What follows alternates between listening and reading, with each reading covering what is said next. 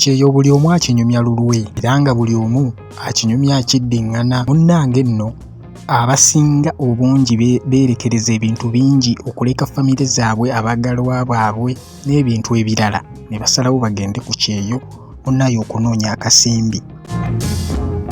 Mwana muwala Nakasaga Shadia yayolekera okuva kuno okwa Buubwe Uganda n'atambula n'ayolekera mpaka mu kibuga ky'e Dubai mu nsi ya United Arab Emirates era nga wano sitoole weetandikira.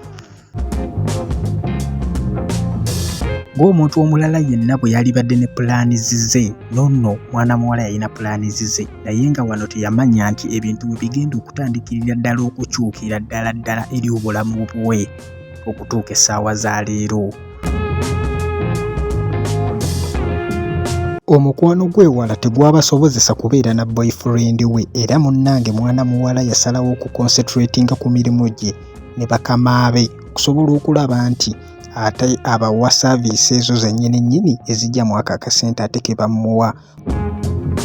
Omukisa ogusooka yagufunira ddala okuviira ku baana kubanga baakolagananga bulungi nnyo n'abaana ba mukama we ng'era emirimu kumpi bagikolera wamu mu ssanyu eringi ennyo n'okwagala okungi ennyo.